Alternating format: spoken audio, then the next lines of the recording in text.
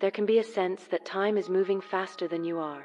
Not in a dramatic way, just enough to create pressure, a feeling that something should have happened by now, that a moment has passed, that others are further along in ways you can't fully name. This feeling doesn't arrive with certainty. It comes through comparison, through noticing where you are and imagining where you're supposed to be. And once it's there, it can shape how everything feels. The mind is very good at creating timelines, unspoken ones, assumed ones, ideas of when things are meant to happen, what progress is supposed to look like, how life is meant to unfold. These timelines aren't fixed truths. They're built over time, from what we see, what we're told, what we absorb without realizing it. They feel convincing, but they aren't universal. When life doesn't match those imagined markers, the mind interprets it as delay, as being out of sync with where you're expected to be. That interpretation doesn't mean anything has gone wrong. There are many ways life continues without offering obvious signs. Some forms of growth don't show themselves right away. They don't create milestones you can point to. They don't come with reassurance while they're happening. They work beneath awareness, often unnoticed, often doubted. Comparison tends to show up when direction feels unclear. When the path ahead isn't defined yet, the mind looks outward. It searches for reference points. It borrows certainty from other people's lives. It tries to orient itself by contrast. But what you see of others is always partial. Moments, not the full stretch of time around them. Outcomes, not the uncertainty that came before. There's no accurate way to measure your inner process against someone else's visible moments. They aren't the same thing. Life doesn't move on a single track. It never has. Different things take shape at different times, for reasons that only become clear later, if at all. Some phases involve visible change. Others involve rearranging things internally, letting something settle, letting something loosen. Those phases don't look productive. They don't feel efficient, but they serve a purpose that can't be rushed. The pressure to catch up assumes there is a correct pace, a correct order, a place you're meant to reach by now. That assumption often goes unquestioned, but it doesn't match how life actually unfolds. Life moves unevenly. It always has.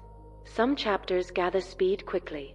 Others stretch out, without explanation. Both belong. Sometimes the discomfort isn't about time at all. It's about uncertainty. Not knowing what's next can make the present feel incomplete, like it's only a pause before something else begins. But pauses aren't wasted time, and not knowing isn't a sign of failure. It often means something hasn't fully formed yet. Understanding tends to arrive after the pressure to define it eases. If there's self-blame mixed into this feeling, a sense that different choices would have led somewhere better, that weight can soften here. Choices are made from the place you're standing at the time, with the understanding and capacity that's available then. They aren't mistakes just because the outcome isn't clear yet. Sometimes life slows because it needs space. Sometimes nothing obvious happens because something is taking shape beneath the surface. From the outside, it can look like nothing is moving. From the inside, it can feel unfinished. But unfinished doesn't mean off track. There isn't a clock you're failing to keep up with. There isn't a version of your life you've missed by being here now. This moment belongs. You don't need to compress your life into someone else's rhythm. You don't need to justify your pace. You don't need to explain why things look the way they do. Direction returns in its own time. Clarity tends to surface gradually, not on demand. And movement continues, even when you can't see it. You can let the sense of urgency ease here. Not because it's been resolved. Not because anything has been decided. Just because, for a moment, there's no need to measure where you are. Not by effort. Not by trying to relax it away. Simply by noticing how time can feel less narrow than it has been. Less compressed. Less like something you're running out of. Nothing needs to be caught up to. There isn't a point you're late for. There isn't a version of yourself waiting somewhere ahead, tapping a clock. Nothing needs to be proven. Not your growth. Not your progress. Not your worth. Some things don't unfold faster when they're watched closely. They just unfold when they're ready. And for now, It's enough to let that be true without needing to understand it fully.